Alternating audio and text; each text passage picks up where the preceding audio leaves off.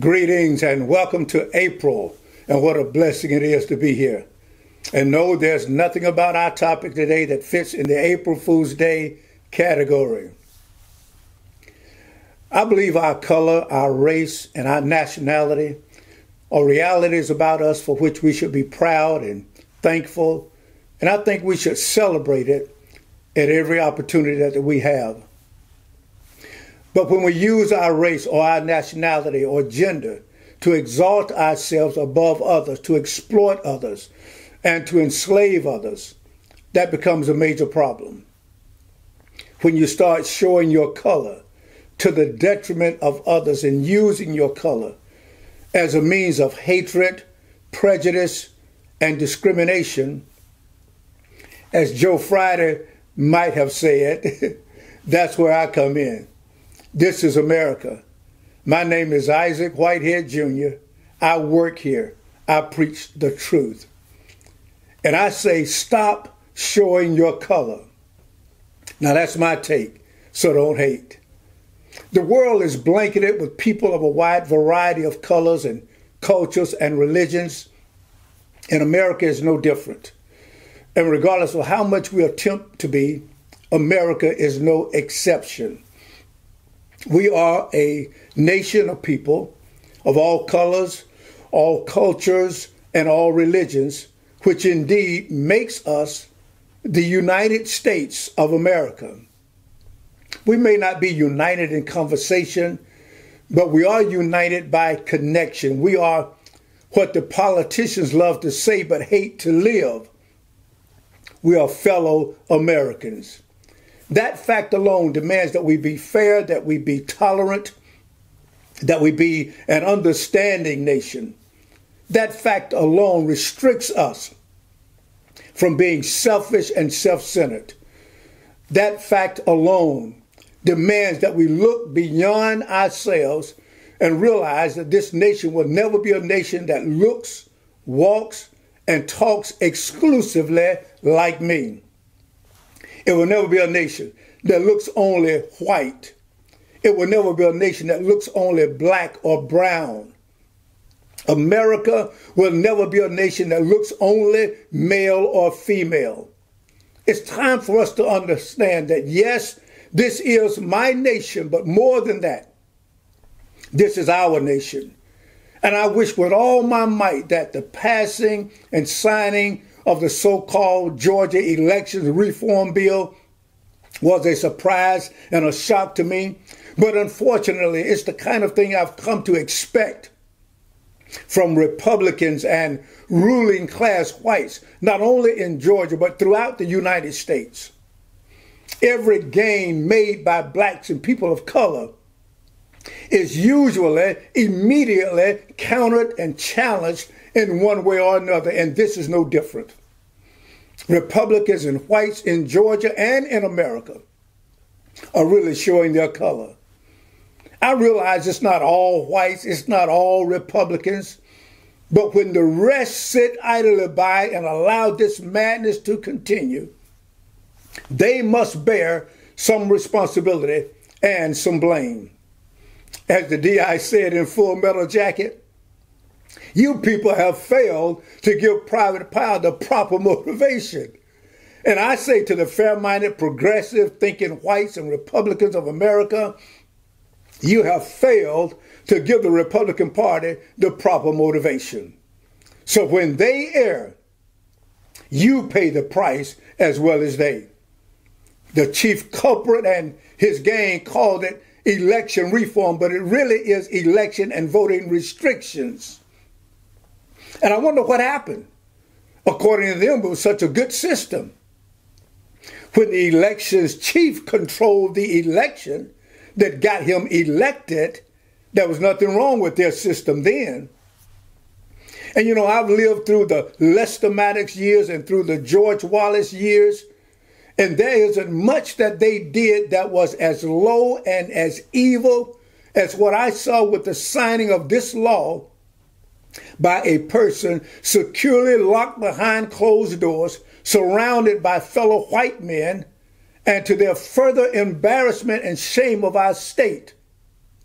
was the scene of state troopers arresting a female black state representative for merely knocking on a door, behind which the signer of Bill 666 and his gang were hiding.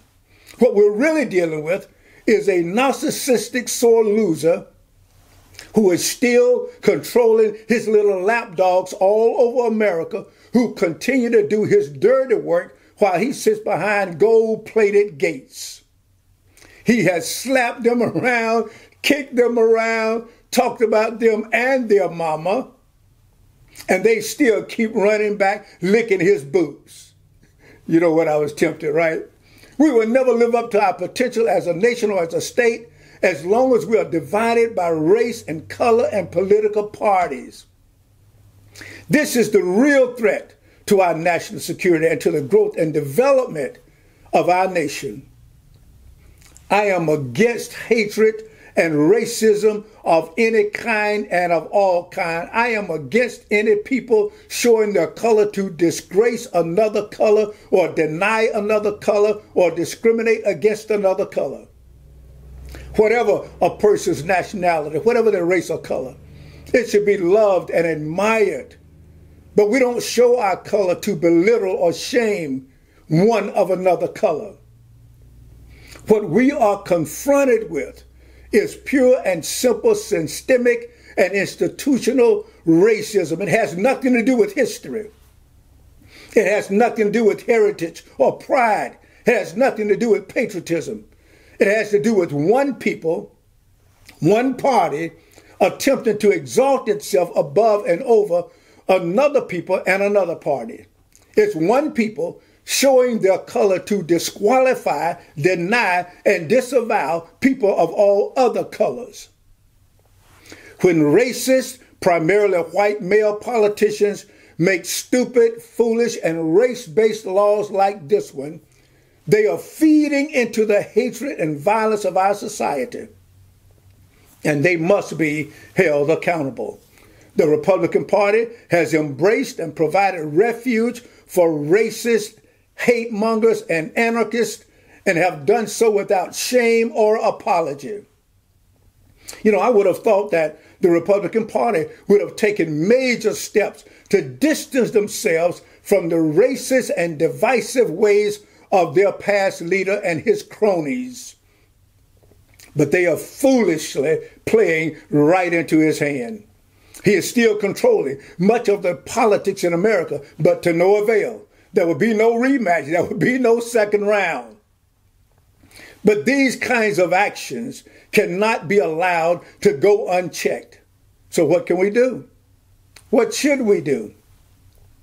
I mean, there's talk about boycotting certain businesses, and I wholeheartedly agree with this course of action. I agree with it 100%.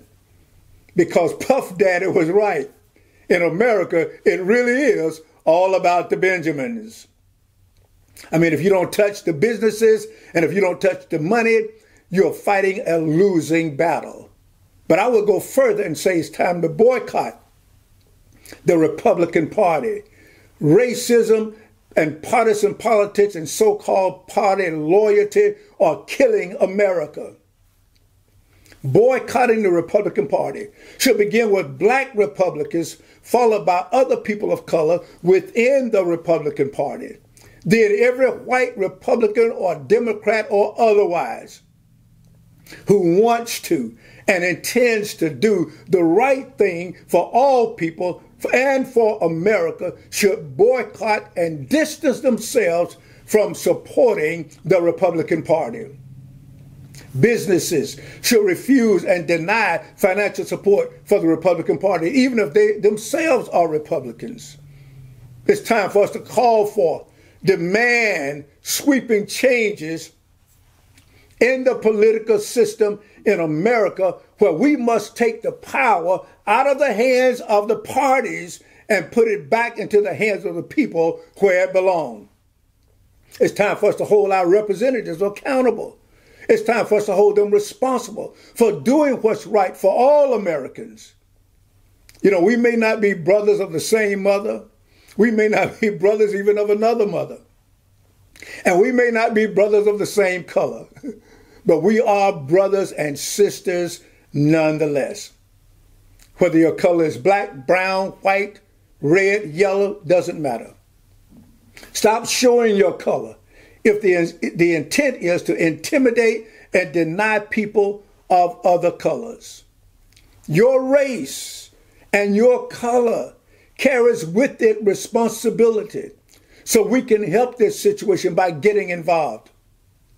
We can help this situation by learning and understanding the political system of America. We can help this situation by standing up, speaking out, and by not being afraid, not being intimidated. Of course, there are going to have to be some sacrifices made. We can't have it both ways. We got to give something in order to get something. Amen. As the old saying goes, no pain, no gain. But we can help this situation. And it's time for us to stand up. It's time for us to take action. It's time for us to demand that our representatives on the local, state, and national level do the right thing for all people of our nation. Amen. Now that's my take. What do you have to say? Sound off. Bless you.